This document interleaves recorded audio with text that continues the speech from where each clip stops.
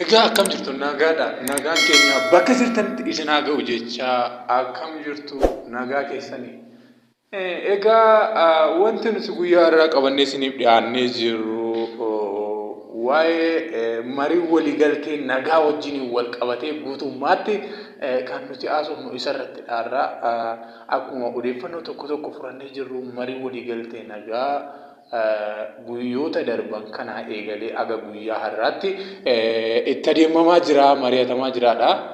Egaa kabajamtootaa fi hordoftoota daawwattoota keenya guyyaa har'aati kaasnee wantoota kana hedduu isaa isin hubachiisuu ni dandeenya jechuudha. Akka informationii gahaa argannetti wanta qabatamaa kana si hubachiifnee isin immoo mariin nagaa kun eessatti deema? Maal fakkaata?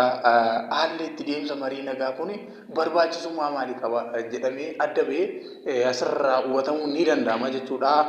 Egaa qophii keenyatti seenuuf amma jalqabutti jirra. Kabajamtoota fi hordoftoota daawwattoota keenyaa warreen immoo qophii keenyaaf immoo haaraa taatan akkasuma laayikii fi sabiskiraabii gochuudhaan qophii keenya daawwadhaa agarumaatti isiniin jenna.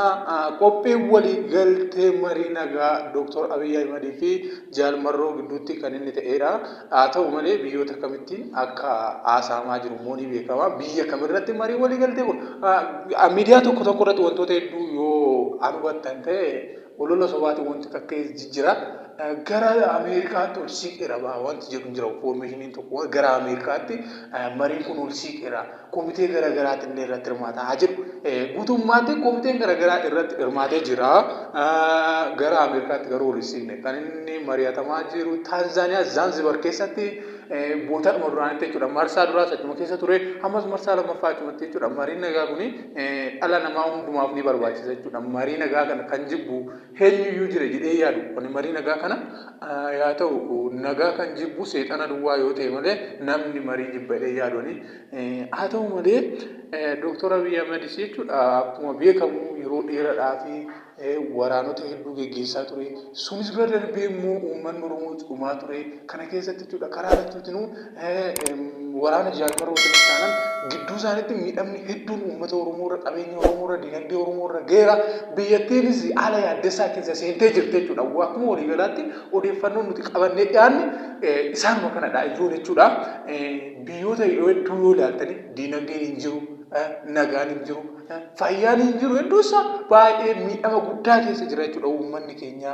Haa ta'u malee garuu har'aa kan mariin kun jalqabameef kan wanti kun walii galamu jedhee qophiin ta'eef jechuudha. Kanuma kana ilaalee jechuudha dinagdeen karaa mootummaatiin galiin argamu leesidha hin jiru jechuudha gadi bu'ee jira. Wantoonni hedduun kallattii garaagaraatiin siviil sarvisii yookiin immoo tajaajilli nagaallee tajaajilli fayyaallee wantoonni hedduu isaa hanqina guddaa qabu jechuudha. Haa ta'u kanumaan wal qabateeti kan waa'een nagaa kun bu'uu qaba jedhamee yaadamee har'aa mariin nagaa kun guutummaatti kan inni raawwatamaa jirudha jechuudha. Kun abdii guddaadha.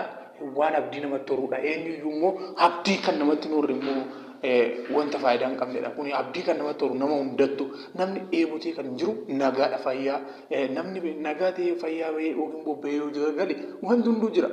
Dinagdeen jira hin hojjetata fayyaan jiraannaan tasgabbiin nagaa jiraannaan dinagdeen jira. Haa ta'u malee har'a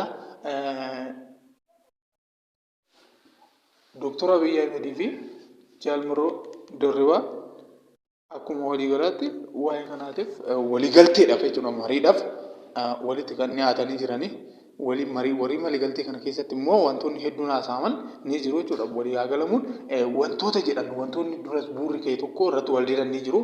Waa'ee gaaffii Oromoon gaafachaa ture yookiin immoo haalli Oromoon ittiin jiraachaa ture tokko wantoota hedduu isaa hin guutamneef gaaffiin Oromoo hin deemneef kan jedhudha. Gaaffii sun adeemuu irratti duras kirkirii hedduu ture. Gaaffii isaa irratti wal diidanii hamma garuu gaaffii sana irratti marii guddaa taasisuudhaaf baay'eetti sammuu kan nama dhukkubuudha wantichi marii hedduu taasisaa jiru isarratti walii haa galamu jedhanii uummata Oromoo yoo ilaaltan karaa garaagaraatiin faannoodhaan illee miidhamaa jira. Uummanni Amaaraa nu dayeeffatanii jechuudha. Nu dayeeffatanii ofumaan deemanii asias nu miidhaa jiru jechuudha. Garuu wanti kun eessatti deema? Gara kamitti deema immoo kan jedhu tokko waatu jira sitti fakkaata. Asirratti uummata Oromootiif gaafa nagaan bu'u uummata Oromootiif gaafa bilisummaan argamee nagaan argamee akka ba'ee bobba'ee nagaan ba'ee nagaan deebi'ee galu inni godhu eenyudha? Jara kana lama. Jara kana impoortaanti tokko. Kana lama irratti haasaan cimaan kan irratti mari'atamuu qabudha. Kanaaf mariin kun salphaa isinitti fakkaate salphaa miti. Maaf taa'ame maa dhaga'uu dadhabne jettanii wantoota garaagaraa tokko hordoftanii wantoota garaagaraa irraa dhaggeeffachuu dandeessu. Inni ulfaata namuma araarsuuf namuma ganda keessatti wal loliyyuu araarsuudhaaf inni ulfaata. Kun immoo guutuu biyyattiitiin beekamaadha. Wanti kun erga jalqabee naannoo waggaa afuriiti. Wanti kun ho'asaa jechuudha. Atileetii yoo xiqqaate waggaa afur baay'ee ho'asaa jechuudha. Garuu bira kan waqtii dhagahamee guutummaatti baadiyyaa Oromoo keessa faffagaatanis bilisummaan Oromoo bakka hin qabanne yoo ta'e iddoo garaagaraatti kan dhagahamuu qabe guutummaatti naannoo waggaa afuriitti jechuudha. Haa ta'u gaafa namni tokko araaraaf seenu gaafa namni tokko mariidhaaf gara waan tokkotti qabatee seenu in ulfaata. Namni qaama dhuunfaa tokko wal lolee waliigaltee dadhabuudhaan waliigaluu dadhabuudhaan wanti araarri isaanillee achi jalaa darbee yookiin immoo jaarsolii biroo filachuu danda'a ture jechuudha. Kunis immoo waan ulfaataadha. Komiteen garaagaraa paartiilee siyaasaa garaagaraa ciccimoon illee irratti hirmaatanii jiru. Paartii torbatti irratti hirmaatedha akka foormeeshinii gaafa qabnutti. Haa ta'u malee wanti kun immoo waliigalamee kana nagaan kun deebi'eera. Haala abdii qabuu fi qabatamaa ta'een dhuguma wanti kun kan abdatamee jiru waliigalamadha. Kun ammas illee taanaan marii har'a isaan taasisaa jiran kana keessatti wanti tokko wanti foormeeshinii nuti qabnu wanti ciqiccigii isaan kaasisan jiruudhaani mariin magaalaa cimsanii waliin adeemaa jirudha malee wanti kun immoo haa ta'u torbee tokkos torbee lamas ji'a isaa furatu beekamu guyyaa isaan itti raawwatan nuti murteessuu hin dandeenyu akkuma kamitti infoormeeshinii gaatee tokko fudhannee isin dhiyeessuu dandeenya malee wanta gaadha jennee yookiin har'a boruu raawwate jennee hin qabu. Guutummaatti jechuudha. Haa ta'u kuni kaan uummata Oromoo gidduutti faayidaa guddaa waliigaltee marii miilanaa kun faayidaa guddaa anaaf gammachuu guddaadha. Maaliif uummata koo miidhame uummata koo dhabe beela'e bakka nagaa dhabe tasgabbaa'uu qaba. Kanaaf mariin kun kanumadha. Mariin isaan irra jiranis kana kanumaan wal qabatee mari'atamaa jira. Paartiilee siyaasaa garaagaraa irratti hirmaatamaa jira. Kun immoo kan inni raawwatu yeroo kana murtaa'ee namni kaasee yookiin immoo waan kana dubbachuun hin danda'amu. Guyyaa isaan xumuran isaantu beeka. Garuu marichi haala nagaan gaggeeffamaa jira. Ammallee bareeda. Haalli nuti infoormeeshinii irraa arganne baay'ee bareedaadha. Walii galamaa jira. Wanta abdii qabudha. Egaa hordoftootaa fi kabajamtoota daawwattoota keenyaa qophiin keenya guyyaa har'aa asuma irratti dhumata. Warreen qophiin keenya haaraa isiniif ta'e laayikii fi sabiskiraayib gochuudhaan qophii keenyatti seenaa isiniin jenna. Kanaaf nu galatooma.